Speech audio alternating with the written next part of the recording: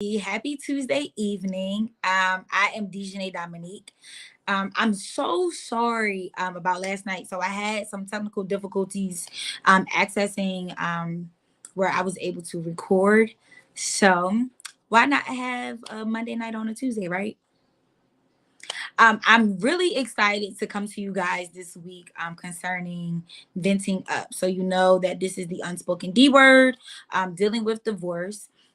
Tonight's a little impartation or our conversation will be centered around the importance of venting up.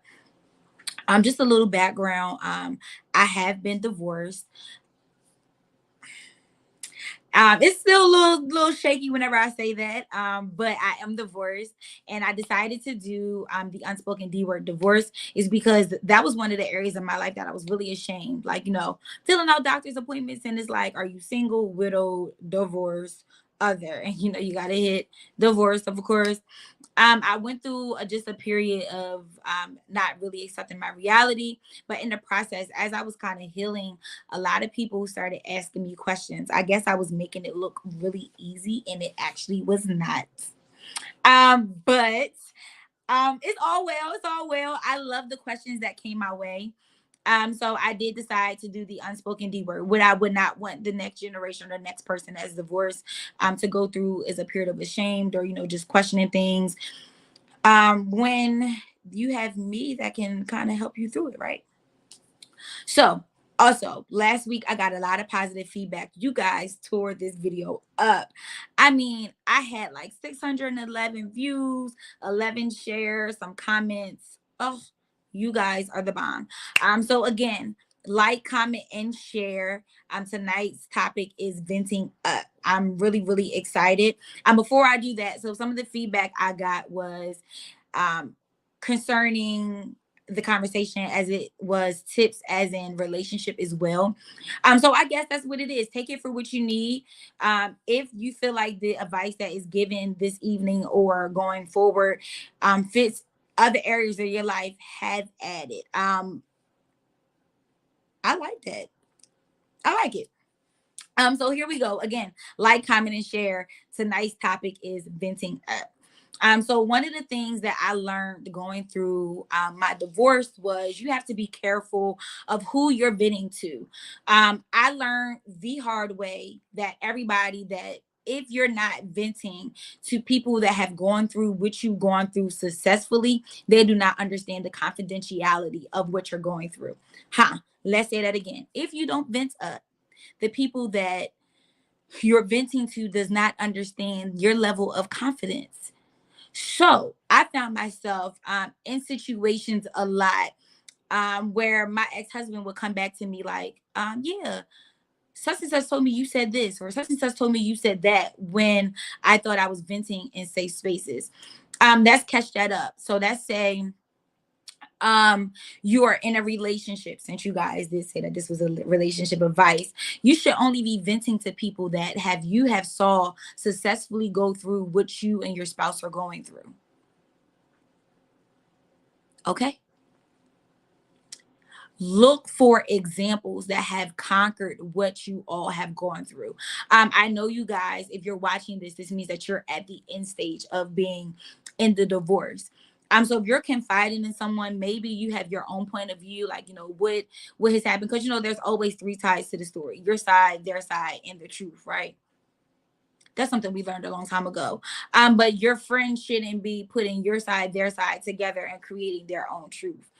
And that was really a big, I think a big factor in my situation was we were venting, and the people that were venting didn't understand that, one, we were two individuals that were once in love, and it was like they played that against us. And honestly, if we were venting to people who were not just married but that were married and had papers on the table, they would have understood the importance of, she's really confiding because she's hurt, or he's really confiding because he's hurt. And that really triggered us. And you can use that principle anywhere, venting up. Again, that's just because that the person is no longer married, that doesn't mean like them being widowed and you being divorced is two different things. You both don't have husbands, but that doesn't mean you understand what I've gone through. So that is a big lesson. And that also comes with you confiding at that moment. If you're venting up, they want to see you come out of that. If you're venting on your level, they're going to give you surface information that maybe can either damage your point of view, it can damage the other's point of view. And let's just be real. Some people that you vent to do not have the maturity or the mental capacity to even see that person and act like you never told them anything. Um, so I want to just pause that right here, because I feel like this is the perfect week to talk about marriage, right? Just because a person is going through a divorce or has gone through a divorce does not mean that the entire marriage was horrible. I went through a divorce, and I can honestly say every moment that I had was not bad. We had pretty great. I sit back today and at the couch and see something funny and crack up laughing. We had great moments. We did great things. We took really nice vacations. It's just there were moments that led us to where we were. So if somebody is telling you, hey, I'm going through a divorce, you don't have to always assume that that is because everything is just bad. That person is not bad. Sometimes we divorce because of the choices this spouse makes. I'm always the first to say, divorce takes two people. Relationships that fail take two people. People that's getting fired from a job, more than likely it is you, but you and probably your supervisor was upset and she went on and terminated you. But for the most part, it takes two people. I was not perfect. I had some ways, some attitudes, some flaws, some things that was not right, as well as the other, my ex spouse. I'm the same. So just because a person has gone through a divorce does not mean that every moment they have is negative. It also does not mean, and this is why you vent up, because venting up allows you to know the opinions of others, and it's more logical. Like, you don't have to hate your ex. Me, I love him. So it's like, but if I listen to people that I was venting to on my level, they was like, "Oh, girl, you should hate him. Why are you talking to him? Why are you even concerned?" But you don't understand. And I feel like if you connect more with people who are of senior of you, let's go to church. A lot of people are in church.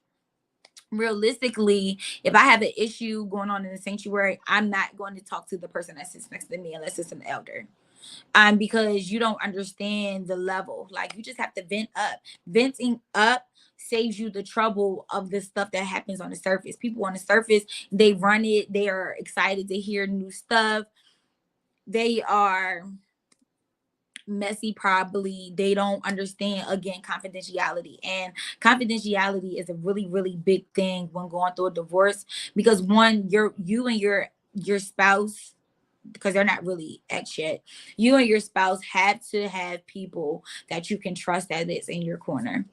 People that not are going to take sides. This is not the time for you to vent to your cousin that always thought y'all were going to fail. No, you vent to that person that loved y'all, that you've seen go through, because the idea is not to end angry. Who wants to spend a lifetime angry at their past? No, you want to spend time talking to people that are going to help you, one, heal quickly, help you get over it quickly, help you process quickly, help you just go through quickly. I really do feel like your circle is what keeps you in longer than it's supposed to. I could be wrong. I definitely do know that I had a good support system. I had support system that I could vent to. Again, I did have some situations where, and I'm just going to be honest. I vented to people, and then he would be like, "Yeah, because you said," and I'd be like, "I thought it was a safe spot," and then I'm feeling bad because it's like, dang, who do I trust? I thought this was a safe spot, and you were playing the both of us against each other. So again, venting up causes the middleman thing. You're venting to people, and you just find examples. I do know that a lot of situations that we go through, there is not an example. Divorce is not something that you marry and you look forward like, okay, so let me find somebody who has gone through a divorce now, so like I can start talking to them and things.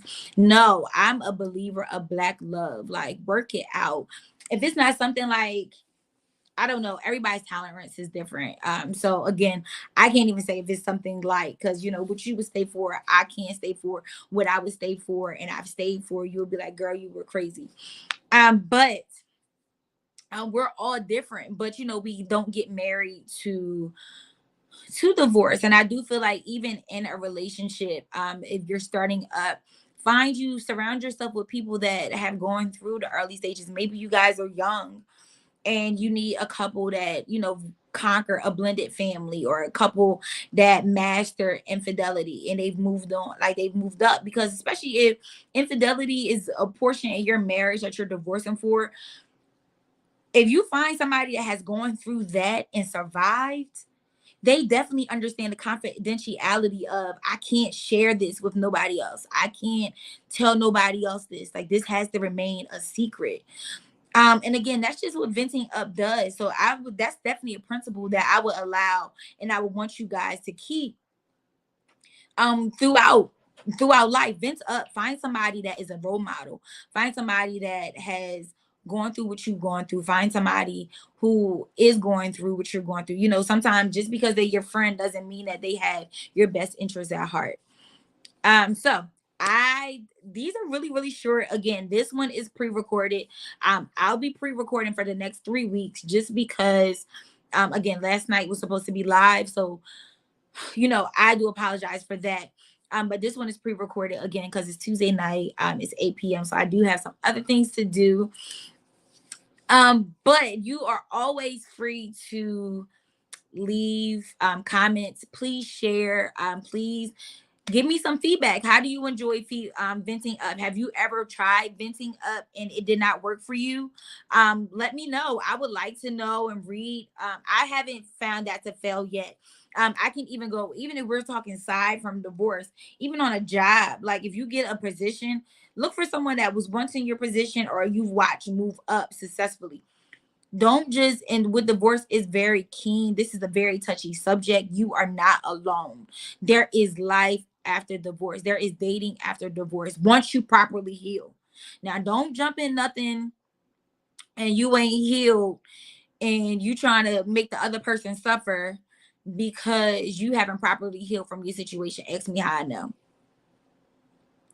Um, but thanks be unto God for some therapy and some talking sessions and some real role models and positive women in my life. I can talk about divorce and not cry and not feel ashamed and not walk with my head down or embarrassed. It is actually a beautiful thing. You know, I look at it as it's a successful part of life. You know, we've gained, like, you gain so much knowledge for your second part. If I had never went through the failures of my marriage, I wouldn't be able to help you guys that are viewing right now.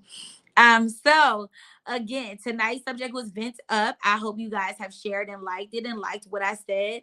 Next week we will be discussing, one second, let me see what I want to talk about next week.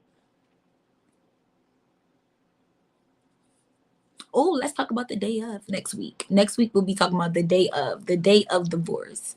What happens on your day of divorce? That is going to be good. Those of you that are writing me comments, because you know these are questions that I am receiving. So you know, the one about venting up was, you know, how did I know who to talk to, what to talk to, and I got venting up because I just had to learn you got to vent up. I couldn't talk to the people that was around me. But the day of, ooh, that's going to be good next week. So stay tuned for the day of. I just want to leave out. I'm not going to pray. Catch me Tuesdays and Thursdays, 5 a.m. on social media for She Used Her Weapon for prayer.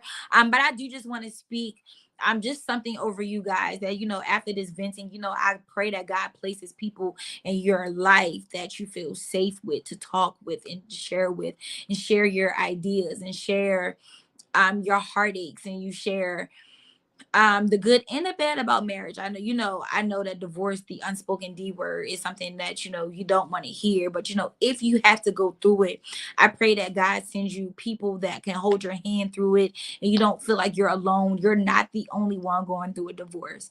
I don't care if you were married 6 months, 6 days, 6 years, 60 years. If it happened, it happened. It's okay. You will recover all. You don't have to be stuck. You don't have to continue to be hurt. You don't have to be paranoid of the next because of the past. You will get through it. God will send you people in your lives and resources that'll help you recover all. Do not be ashamed. You do not have to be ashamed. You don't have to walk this walk by yourself. It's like Christianity. We are given a Bible that assist us in our growing stages. And going through a divorce is that you have to grow. You're going to have to relearn another you that you never knew existed. I wish it on nobody. But again, if you have to go through it, God will provide. He will walk you through it. You will be all right. You will be able to smile again and glow again. Because